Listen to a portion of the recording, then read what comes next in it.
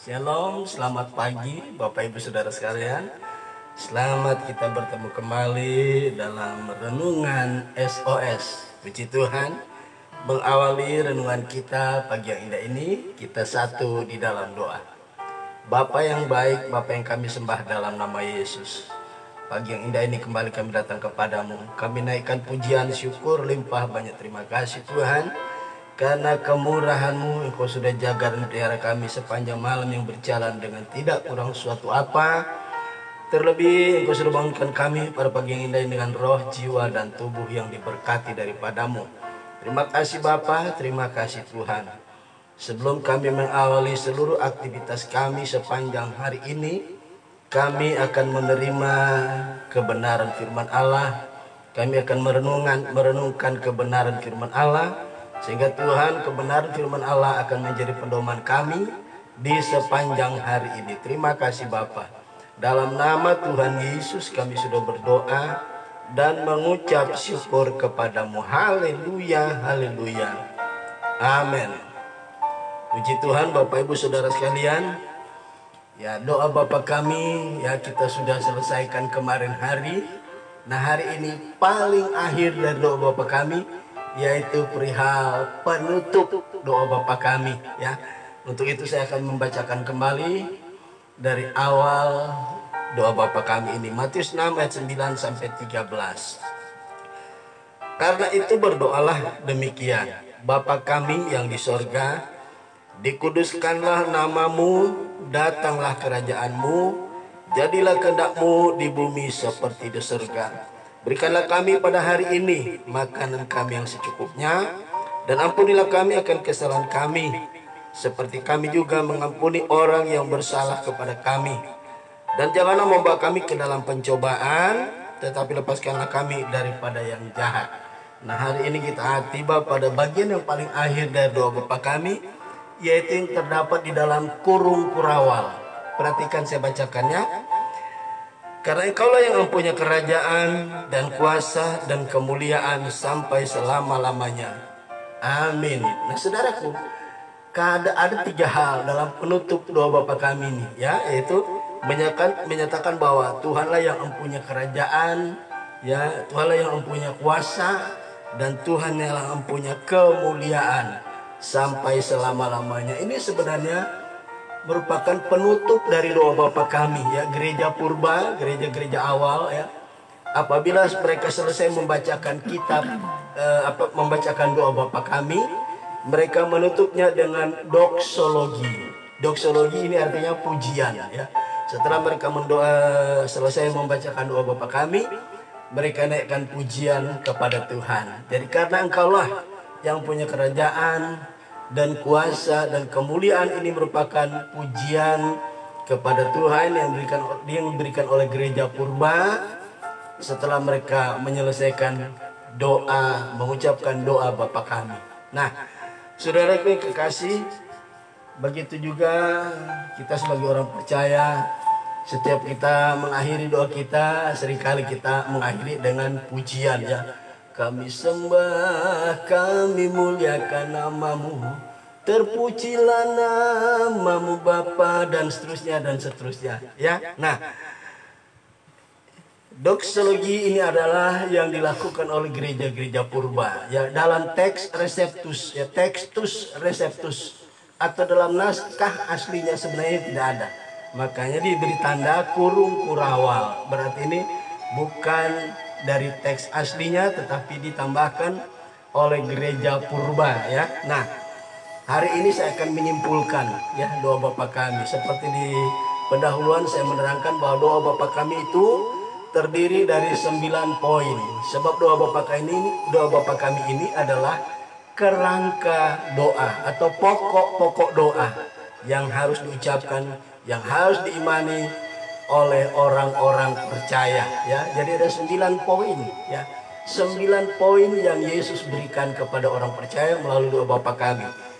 Kita mulai lagi dari awal ya, ini sebagai kesimpulan. Perhatikan kata Bapa kami yang di sorga. Poin yang pertama ini, Tuhan Yesus menginginkan orang percaya itu menyebut Allah di sorga sebagai Bapanya, ini menandakan satu hubungan yang intim antara Bapa dengan kita sebagai anak-anaknya.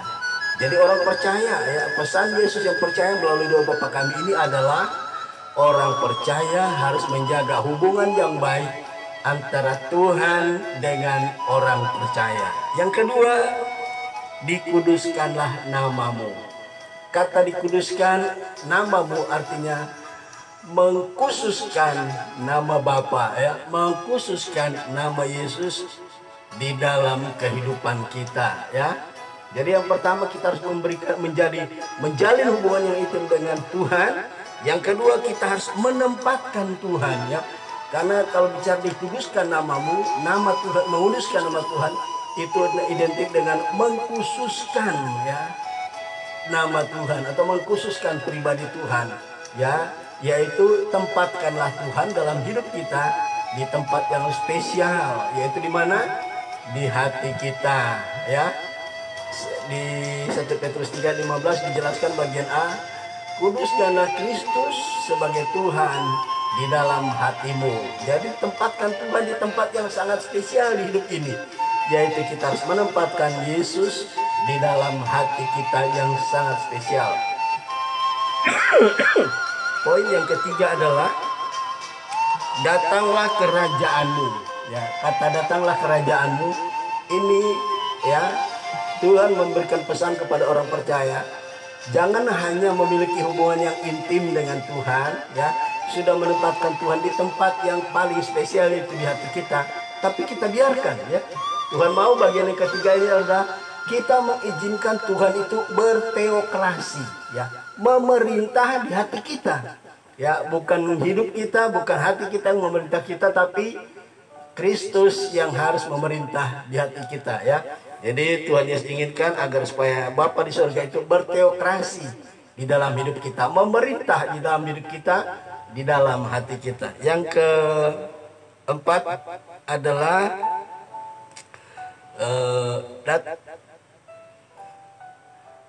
berikanlah kami pada hari ini makanan kami yang secukupnya. Ya, yang keempat adalah berikanlah kami pada hari ini makanan kami yang secukupnya. Nah, saudaraku yang kekasih, di sini Tuhan menginginkan agar orang percaya, ya, Bapa di surga itu Bapa yang Maha Tahu, saudara. Ya, ini berbicara tentang kebutuhan hidup. Berikanlah kami pada hari ini makanan kami yang secukupnya. Ya, Bapa di surga itu Maha Tahu, saudara. Dia tahu setiap keperluan dan kebutuhan kita. Mari kita baca Matius pasal 6 ayat 32, ya. Matius 6 ayat 32 ya. Kita akan baca demikian biji firman Tuhan. Matius 6 ayat 32. Semua itu dicari oleh bangsa-bangsa yang tidak mengenal Allah. Akan tetapi Bapamu di surga tahu bahwa kamu membutuhkan atau memerlukan semuanya itu. Kata semuanya itu adalah yang dicatat di dalam Matius 6 ayat 25 sampai 31 ya. Soal sandang, soal pangan, soal papan ya. Bapa di surga tahu ya. Tetapi kenapa Yesus katakan ya kepada orang percaya, berikanlah kami pada hari ini makanan kami yang secukupnya. Kenapa saudara? Bapa di surga tahu kebutuhan kita. Tetapi di sini kita harus meminta ya.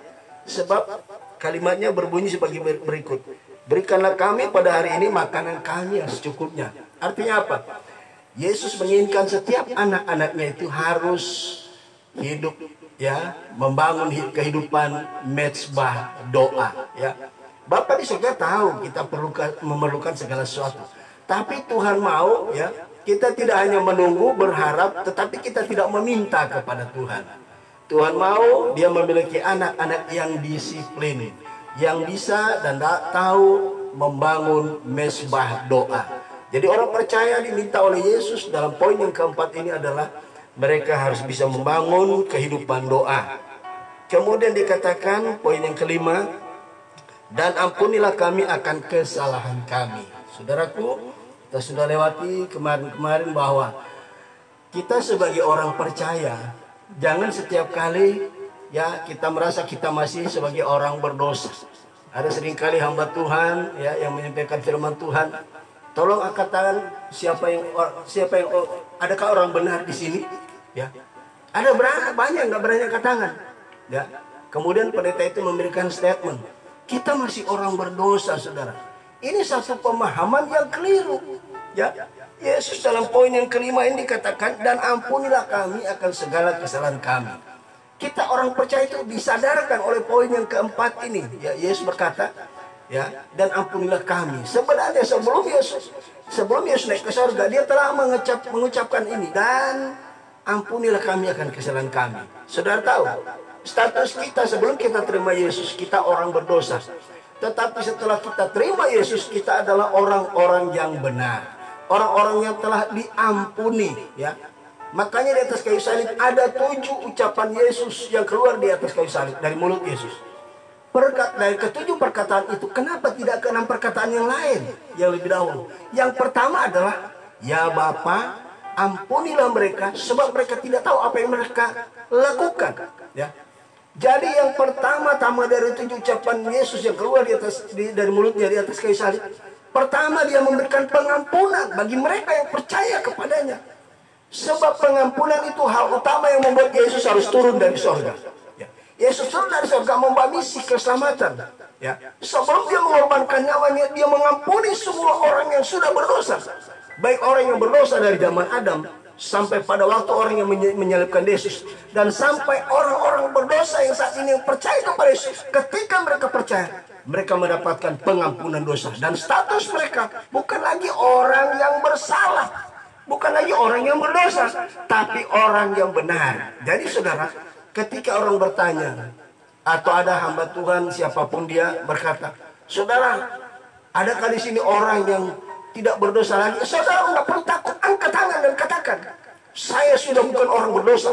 Saya orang yang sudah diampuni oleh Yesus. Ketika saya percaya, status saya berubah dari orang berdosa, orang yang telah diampuni oleh Tuhan. Sehingga kita mendapatkan status yang baru, orang yang dibenarkan oleh Tuhan. Ya, itu poin yang kelima.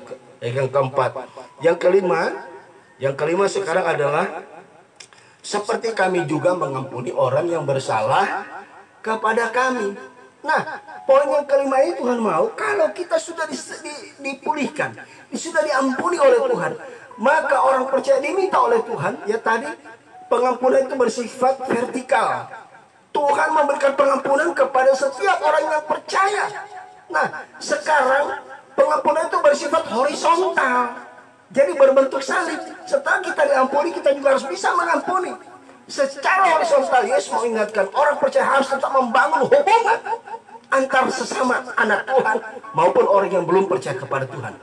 Jadi kita harus mengaplikasikan, kalau kita sudah diampuni, kita juga harus berani mengampuni, kita juga harus mengampuni baik saudara seiman yang bersalah dengan kita maupun orang yang belum mengenal Tuhan.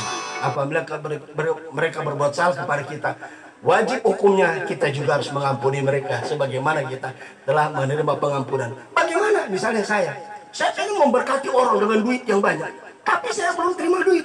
Kalau saya terima duit dari seseorang kira-kira 1 M, lah wajib hukumnya saya memberi kepada orang yang belum terima. Ya, begitu juga hak pengampunan berbentuk seperti salib. Kita diampuni dulu, setelah itu secara horizontal antar sesama kita menjaga hubungan supaya kita tidak saling bersalah, ya, dan kita mengampuni apabila ada orang yang berbuat salah kepada kita. Hal yang keenam, ya, hal yang keenam ialah, dan janganlah membawa kami ke dalam pencobaan. Yesus mengingatkan pada poin yang keenam ini. Yesus berkata, ya, dan janganlah membawa kami ke dalam pencobaan. Poin yang keenam ini Yesus mengingatkan kepada orang percaya agar supaya orang percaya sadar bahwa dalam kehidupannya mereka harus menghadapi yang namanya pencobaan. Orang percaya harus siap menghadapi pencobaan, apapun bentuknya pencobaan itu. Amin, saudara. Ini yang Tuhan ajarkan pada poin yang keenam. Kemudian dikatakan poin yang ketujuh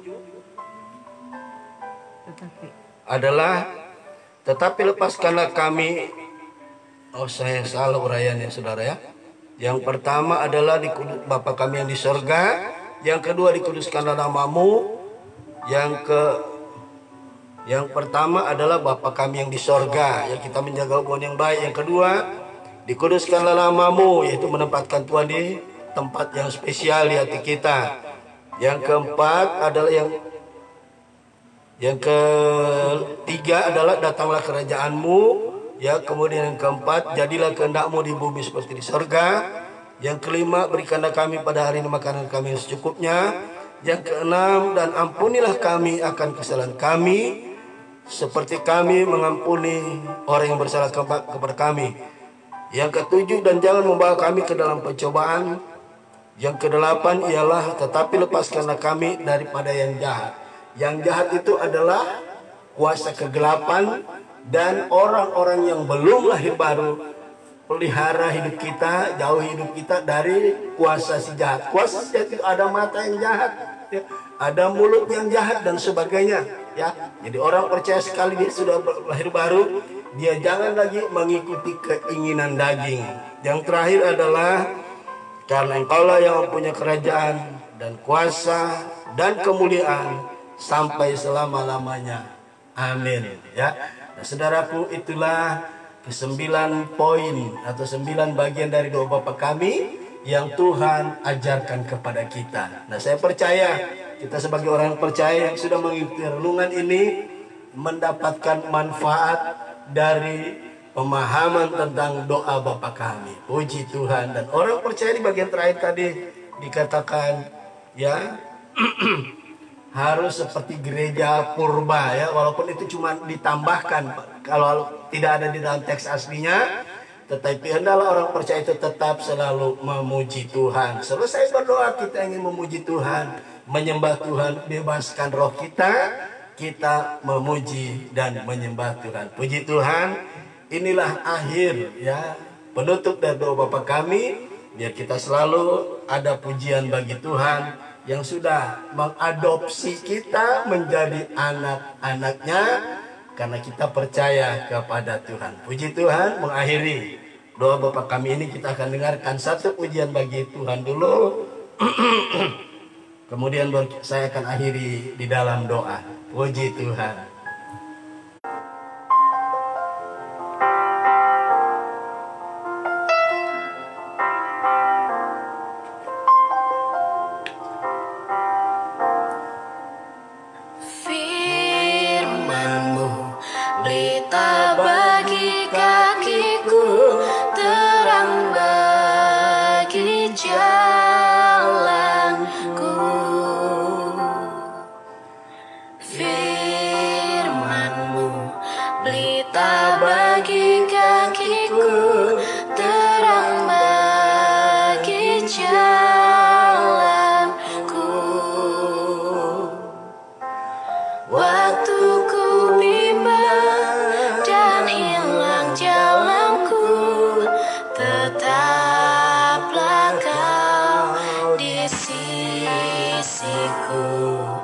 Dan takkan ku takut asal kau di dekatku, besertaku selamanya. Oh, firman-Mu berita bagi kakiku, terang bagi jalanku.